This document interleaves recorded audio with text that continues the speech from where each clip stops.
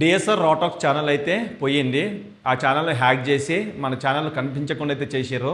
So అందు గురించే ఇప్పుడు అనేది డిఎస్ఆర్ ఇన్సైడ్ ఛానల్ అనేది ఓపెన్ చేశాను. సో మన ఛానల్ సబ్స్క్రైబ్ చేసుకొని సపోర్ట్ అయితే చేయండి.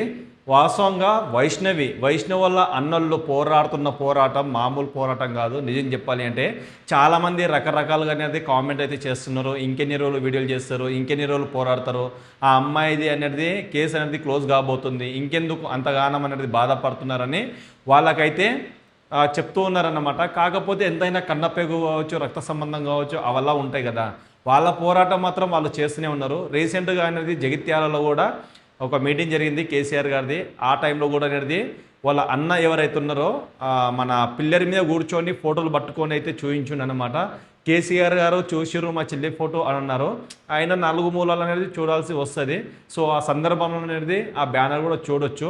కాకపోతే మా దగ్గర అనేది మాట్లాడకుండా అనేది కేసీఆర్ గారు అయితే వెళ్ళిపోయారు. మాకు న్యాయం జరగట్లేదు, ఇంకెన్ని రోజులు మేము పోరాడాలి, మా చెల్లి ఆత్మకి ఇంకా శాంతి అవుతుందా కాదా అర్థం కావట్లేదు, మేము ఎంత బాధపడుతున్నామో, మరి మాకు ఎవ్వరు సపోర్ట్ చేయడానికి అయితే ముంగడికి రావట్లేదు అని వీళ్ళు చాలా బాధగా అయితే వీడియోలు అయితే చేసి పెట్టారు. ప్రతి ఒక్కరికి ఇంట్లో ఎవరినన్నా కోల్పోతే ఆ బాధ వేరే రకంగా ఉంటుంది. వీళ్ళ పోరాటం మాత్రము వీళ్ళకి ఫలితం దక్కాలని నేనైతే మనస్ఫూర్తి అయితే భావిస్తున్నాను.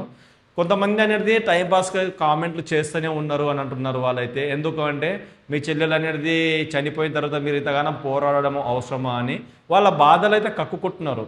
ఎందుకంటే ఎంతో ప్రేమ అనురాగాలతో అనేది ఒక్కగానో ఒక చెల్లెల్ని పెద్ద చేసిరు, పెళ్ళి చేసిరు, ఇలా జరుగుతాయని కూడా ఎవరు కూడా ఊహించుకోరు కదా.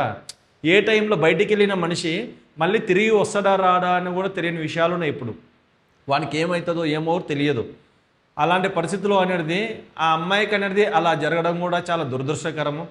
మరి ఈ అమ్మాయి అనేది అసలు భూమినే లేకుండా చేసిన వ్యక్తి అనేది ఇప్పుడు పోలీస్ స్టేషన్లో ఉన్నాడు, అంటే జైల్లో ఉన్నాడు. ఆయన కూడా అనేది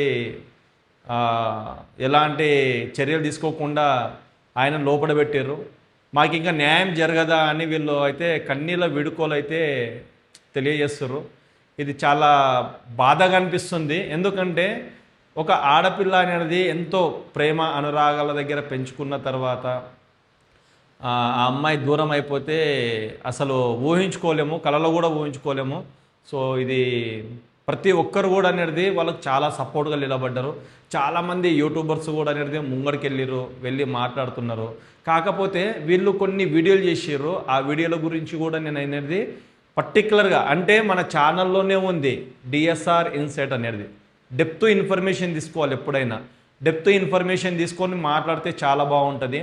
ఒకవేళ ఇన్ఫర్మేషన్ తీసుకోకుండా వేరే వాళ్ళు చేశారు కదా, ఇంకొకరు చేశారు కదా, వాళ్ళు చేసినట్లు మనం కొద్దిగా చేంజ్ చేసి మాట్లాడితే అయిపోతుంది కదా అని అనుకుంటే 100% అనేది కరెక్ట్ కాదు. నమ్మే వాళ్ళు కూడా నమ్మరు అన్నమాట. కాబట్టి దీని గురించి అనేది డెప్త్ ఇన్ఫర్మేషన్ అయితే తీసుకుందాము. కొన్ని వీడియోలు అయితే పెట్టారు వాళ్ళ అన్నదమ్ముల్లో, అంటే వైష్ణవ్ వల్ల అన్నోళ్ళు అనేది కొన్ని వీడియోలు అయితే పెట్టారు. చాలామంది అనేది డబ్బుల గురించే వీళ్ళు ఇలాంటి మాటలు మాట్లాడుతున్నారు. ఆ అమ్మాయి పేరు చెప్పుకొని డబ్బులు సంపాదిస్తున్నారని చాలా నీచంగా అయితే మాట్లాడుతారు. అది కరెక్ట్ కాదు. వాస్తవంగా ఏం జరిగింది, ఏం జరగబోతుంది ప్రజెంట్ అనేది వాళ్ళు వీడియోలు అనేది ఎందుకు చెప్తారు అనేది మనం ఒక బెస్ట్ వీడియో అయితే చేద్దాము ఇన్ఫర్మేషన్ తీసుకొని.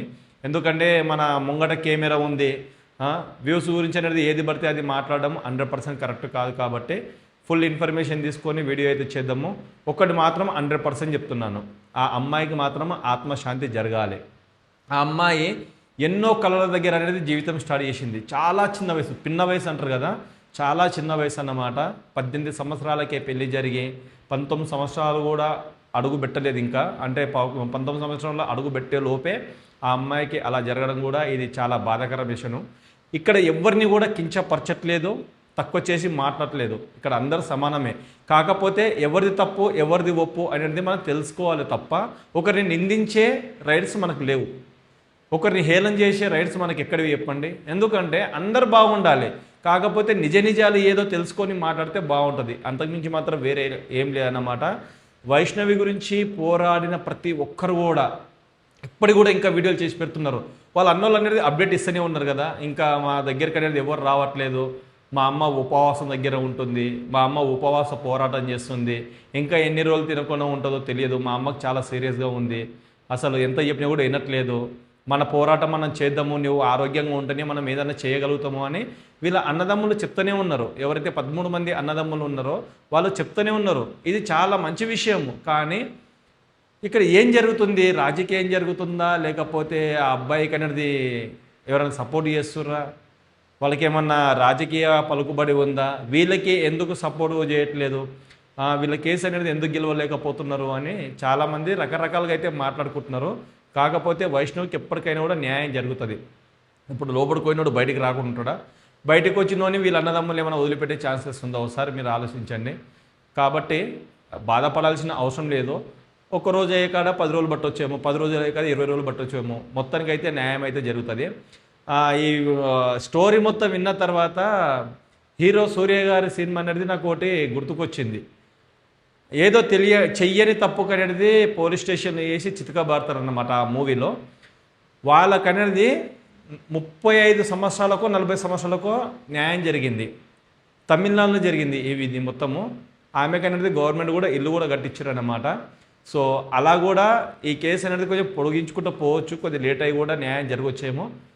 మొత్తానికి వైష్ణవికి 100% అనేది ఆత్మశాంతి కలగాలి. ఆమె ఎక్కడ ఉన్నా కూడా ఆమెకు శాంతిగా కలగాలని ప్రతి ఒక్కరు కోరుకుంటున్నారు. రీసెంట్గా ఒక వీడియో కూడా వైరల్ అయింది.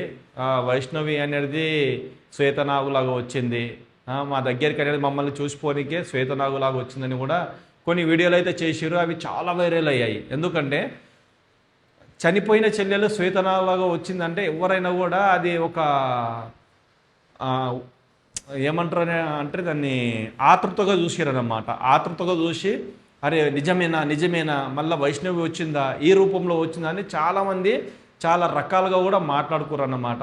సో ఆమె ఎప్పటికీ కూడా ఆమె ఏం తప్పు చేయలే, కాకపోతే కొన్ని వీడియోలు చేసిర్రు. వీడియోస్ గురించి అనేది రకరకాల వీడియోలు అయితే చేసి పెట్టిర్రు.